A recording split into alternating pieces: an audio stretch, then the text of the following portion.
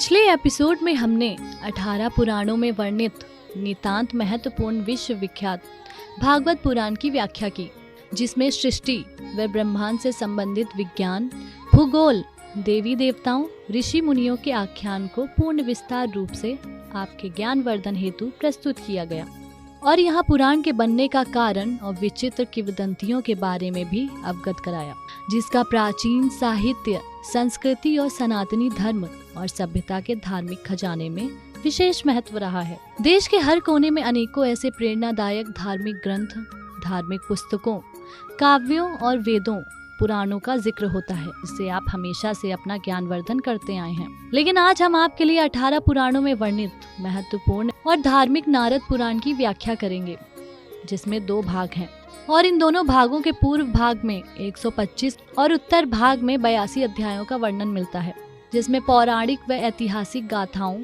गोपनीय धार्मिक अनुष्ठान, धर्म का स्वरूप और भक्ति का महत्व दर्शाने वाली विचित्र कथाएं, व्याकरण, निरुक्त, ज्योतिष ज्ञान, मंत्र विज्ञान, वर्ष के 12 महीनों की व्रत तिथियों की कथाओं का वर्णन मिलता है, जो सनातन और धार्मिक जीवन में विशेष महत्व रखते हैं और जिसे शायद ही आपने पहले कभी श्रवण किया होगा। सभी पुराणों की पांडुलिपियों में नारद पुराण का अस्तित्व स्वीकार्य है, जिससे सनातन के उन इतिहास के पन्नों का ज्ञान होता है जो कि धार्मिक ग्रंथों में एक महत्वपूर्ण स्थान रखता है।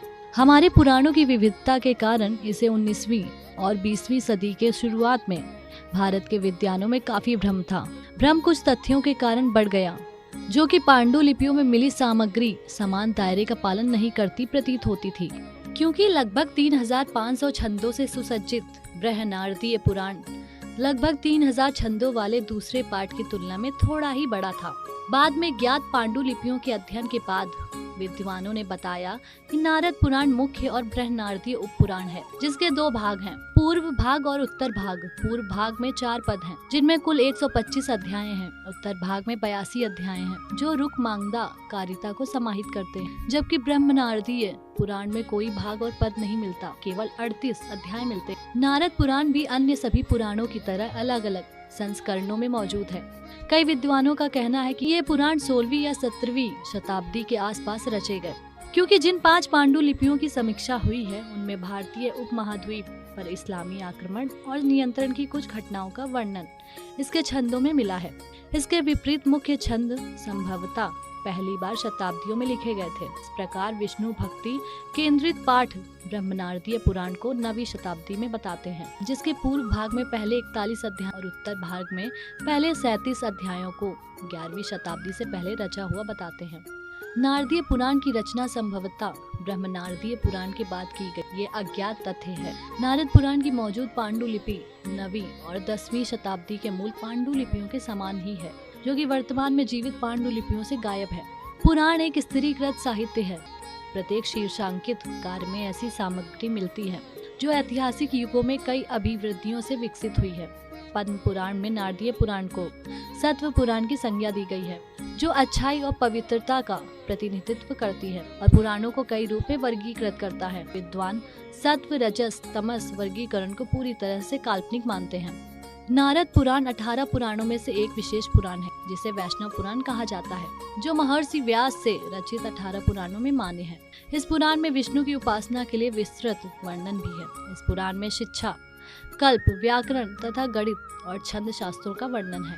नारद पुराण ऐसा पुराण है जिसे सभी पुराणों की अनुक्रमणिका पाई गई है। इस पुराण में 207 अध्याय और 22,000 श्लोक विद्यमान हैं। देवर्षि ने स्वयं ब्रह्मा के 4 मानस पुत्रों सनक, सनंदन, सनातन और सनत कुमार को ये पुराण सुनाया था। ये बात मुनि सूत जी ने नैमिषारण्य में सौनक के नेतृत्व में 26,000 मुनियों की विशाल सभा में कही है।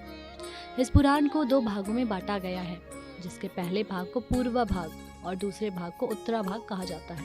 पूर्व भाग नारद पुराण का ये भाग 125 अध्यायों से सुसज्जित है, जिसमें ब्रह्मांड की उत्पत्ति, मंत्रों का अनुप्रयोग, अनुष्ठानों और व्रतों के माध्यम से की जाने वाली पूजा का विस्तृत वर्णन करने के लिए 4 अध्याय इसमें अंकित हैं।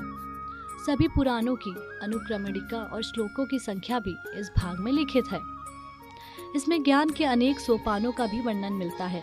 पुराण के इस भाग में ऐतिहासिक गाथाएं, गोपनीय धार्मिक अनुष्ठान, धर्म का स्वरूप और भक्ति का महत्व दर्शाने वाली विचित्र कथाएं, व्याकरण, निरुक्त ज्योतिष ज्ञान, मंत्र विज्ञान, वर्ष के 12 महीनों की व्रत तिथियों की कथाओं का वर्णन मिलता है।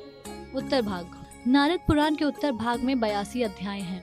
ये भाग वेदों को 6 अंगों में विभाजित करता है, जिसमें मुख्य अंग शिक्षा, कल्प, व्याकरण, निरुक्त, छंद और ज्योतिष माने जाते हैं। शिक्षा, इसमें मुख्य रूप से स्वर, वर्ण के सभी रूप और उच्चारण की विधि का अनुसंधान करता है। इसमें श्लोक की तान, राग, स्वर और मूर्छता के लक्षण यहाँ पहचान सकते हैं। मंत्रों के ऋषि, छंद एवं देवताओं का परिचय और गणेश पूजा का विधि विधान वर्णन इसमें मिलता है। कल्प, हवन यज्ञ अनुष्ठानों के बारे में कल्प में ही बताया गया है।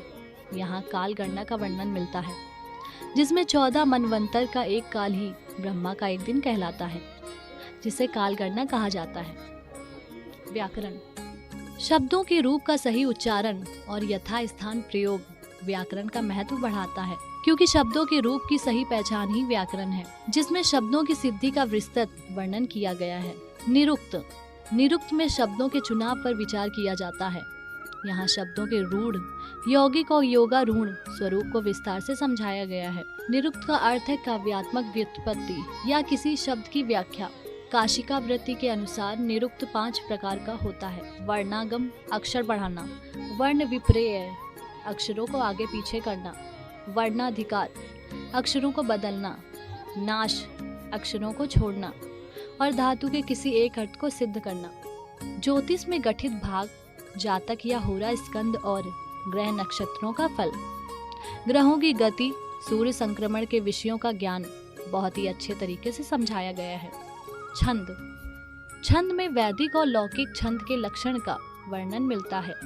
इन छंदों को ही वेदों का चरण माना जाता है, क्योंकि चरणों के बिना वेदों की कोई गति नहीं है।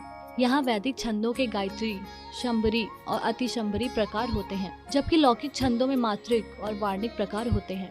नारद पुराण में शिव, शंकर और माँ काली की पूजा के मंत्र मिलते हैं। में विष्णु और राम की पूजा का विधान मिलता है। फिर भी इस पुराण को वैष्णव पुराण ही कहा जाता है। नारद पुराण का पाठ करते समय ध्यान रखना चाहिए कि वो लोगों के सामने ना हो जिसने गौ हत्या और देव की निंदा की हो, जो कि इसमें महापाप माना जाता है। इस तरह की सनातन सांस्कृतिक और धार्मिक विशेषता भरी गाथाओं को आप आने वाली कड़ियों में भी जरूर देखते रहें और हमारे चैनल को सब्सक्राइब करके आप अपना सनातन और धार्मिक ज्ञानवर्धन करते रहें। अब वक्त है आपसे विदा लेने का और आज का विषय पूर्ण होता है। आगे की अनसुनी गाथा का विस्तार से रसपान करने के लिए आप कीजिए प्रतीक्षा हमारे अगले एपिसोड का और सनातन के संकल्प को निभाने के लिए देखते रहें आपका अपना चैनल एन दर्शन।